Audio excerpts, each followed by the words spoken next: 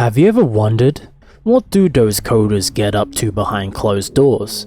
Are they hacking me? Stealing my hard-earned food money? And planting stashes of porn on my computer? Well, worry no more, for I am here to clear it all up.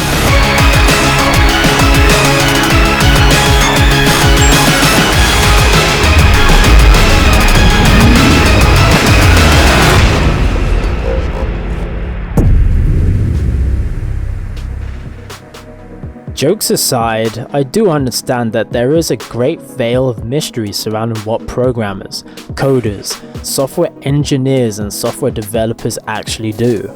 There are a few reasons as to why people don't really know what software engineers do on the day-to-day, even though we know what they are responsible for. Unlike a lawyer, doctor, police officer, bar staff, etc., it's not usual for the average person to ever interact with a software developer directly, unless you had some sort of relationship to them. Software engineers don't have friends. Even if they did, they probably wouldn't tell you much about their job apart from how much they either love or hate their engineering manager, which will leave you approximately 69% more confused than before.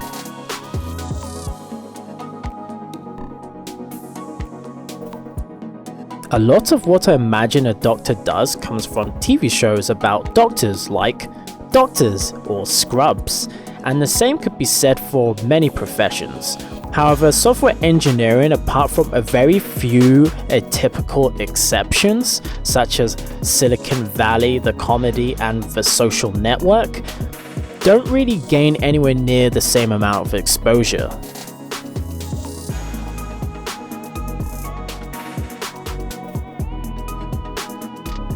Reason 2 is probably because that until recently, software engineering is something that nobody at all thought was cool, with the exception of other engineers.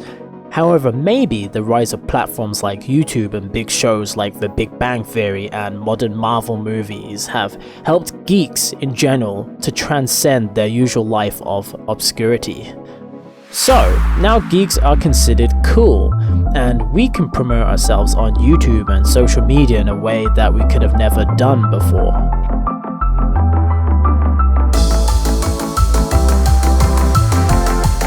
In recent times, the salaries of software engineers have skyrocketed, making the field a lot more lucrative to people who aren't merely doing it for their burning passion for the profession.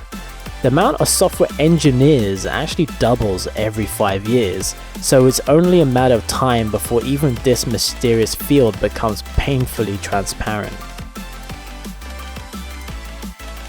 I want to help contribute to that process by rambling about software engineering in a way that non-techs and common folk can gain a real insight into what it is we actually do.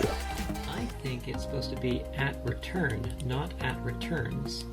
Let me check the documentation for that. At the end of the day, he isn't wrong. I can very much relate to what he goes through on a day-to-day basis. But you guys must be like, what in the devil? What? Why does he have his screen sideways? Is software engineering really this boring? Yes and no. Well, that is quite a loaded question. I 100% believe that there is enough interesting material surrounding software engineering to get even the most basic of bros and hoes to fall in love with it. After all, every single human living in modern society relies on it every single day. However, there is probably 10 times as many things about software engineering that can, well, yes, even to someone like me, who is wading knee-deep in the field with a curiosity to know everything. Yes, even to someone like me, who is wading knee-deep in this field with a curiosity to know everything, finds a huge proportion of my field to be an absolute chore. I was originally going to make a channel that was going to be awkwardly aimed at people who were interested enough about software engineering that They want dumbed down explanations for everything, but were still willing to put in the time to immerse themselves in software engineering. I shudder to think how many people would actually turn up for something as dry as that. So instead, I'm going to try be entertaining first and instill nuggets of sweet information on everybody. Yes, another infotainment channel. Since I love software engineering, education and creativity, I thought I might as well give it a shot and try to combine the three for a type of content that should somewhat be a little bit more unique, even in a fastly becoming saturated field as the tech YouTuber. So, what will episodes look like going forward? One thing I think most people can follow is a story, especially a relatable one. This is my story's start, and hint hint, the end will be the successful creation of an application that I can sell to a company with far too much money so I can retire.